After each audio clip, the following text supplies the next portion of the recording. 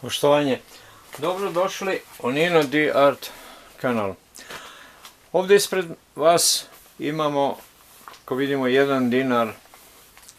To je 1 dinar Demokratske federativne Jugoslavije sa likom partizana.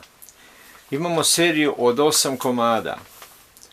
Ta serija je nastala 1944. godine, gdje je izdani apoeni 1, 5, 10, 20, 50, 100, 500 i 1000 dinara. Novo rukovodstvo na čelu sa Titom je u razmatranju financijske situacije ili novčane situacije u Jugoslaviji, novoj nastaloj Jugoslaviji, koja nastaje, u stvari 44. je još je dosta rata će biti tako.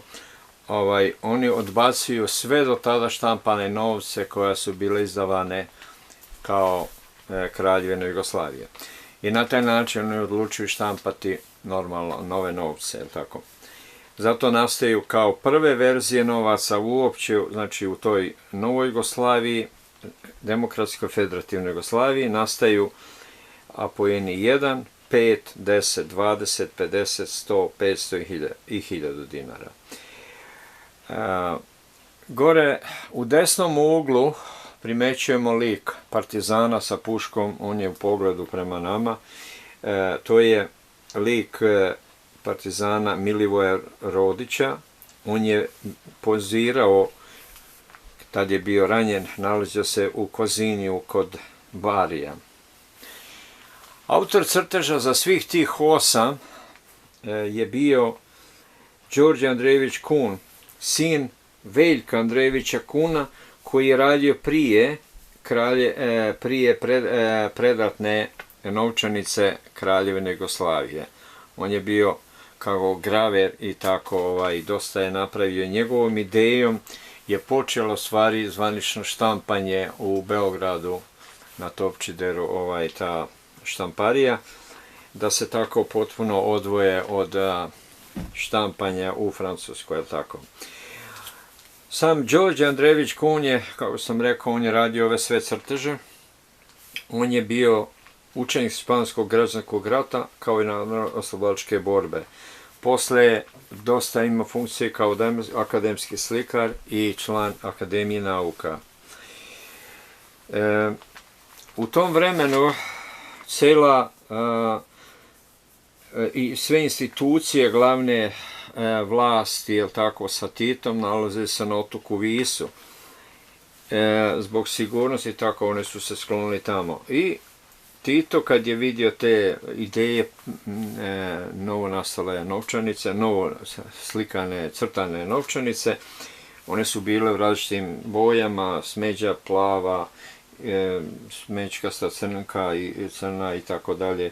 Ima oranži, raznih tonaliteta boja, može se jednostavno vidjeti, da ne nabrajam. Pošto je bila situacija u Beogradu nemoguće da se tamo štampaju, one se šalju u Moskvu i one se oštampaju u Moskvi, ne zna se ime gravera koji su radili tada te novce i one se u različitim vremenskom periodu dolaze u Jugoslaviju, jel tako. Sada ovako ću vam pokazati, znači i drugi, ovo je 1, imamo od 5, kao što vidimo isto je lik partizana, samo je druga boja, tonalitet je plavkasti ton, okolo je ukrašeno, jel tako, vidimo tako ti dizajn što je radio Đorđe Andrejević Kun. Ovdje dole vidimo 10, isto sa 10 dinara i tako. U ćoškovima se nalaze desetke, brojevi 10 i tako dalje. Sada ću vam pokazati drugu seriju, jel tako, tu je dole vidimo 50 dinara, jel tako, onda 20 dinara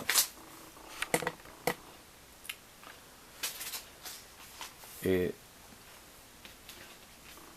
imamo dalje Tu imamo 500 dinara, ali u stvari iznad ćemo pokazati prvo, recimo 100 dinara, ili je po redu, kako bi rekao, bila 100. Jel tako, vidimo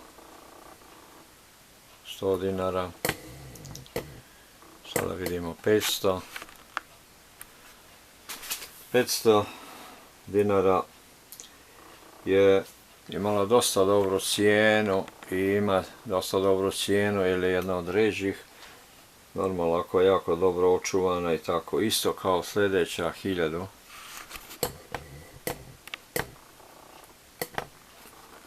Jel tako?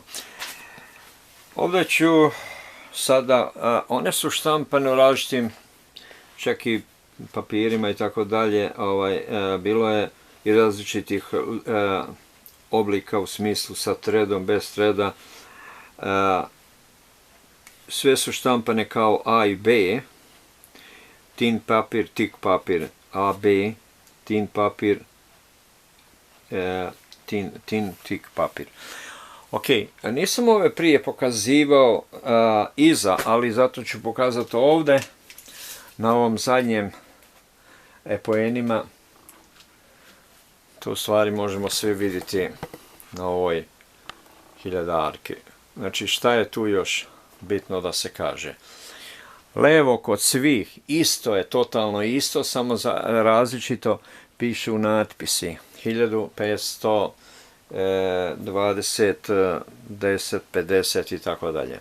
Znači, levo se nalazi grb, u centru je natpis, znači vrednosti, to je 1000, piše dinara,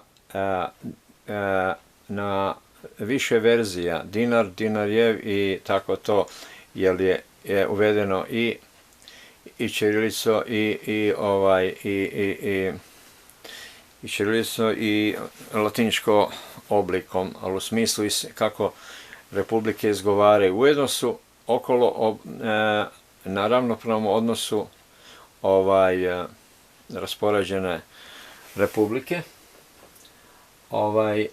I šta bi vam dodao još, vidi se ovdje gore da piše Demokratska federativna Jugoslavija. I tako, to je sve. Znači, što sam rekao, to ću sad pokazati ovdje ponovo. Ja sam rekao, ali pošto to nije iza nego je naprijed, da kažemo, vidimo dinara, dinara, dinarje i dinari. Ali okolo vidimo, ovdje su ispisane Srbija, Hrvatska, jel tako, samo da iscentriram, i druge republike, Makedonija, Crna Gora, Bosna i Hercegovina i tako dalje.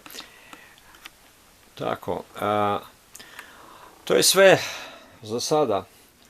Ja bih vas pozdravio i svako dobro, Nino D. Art.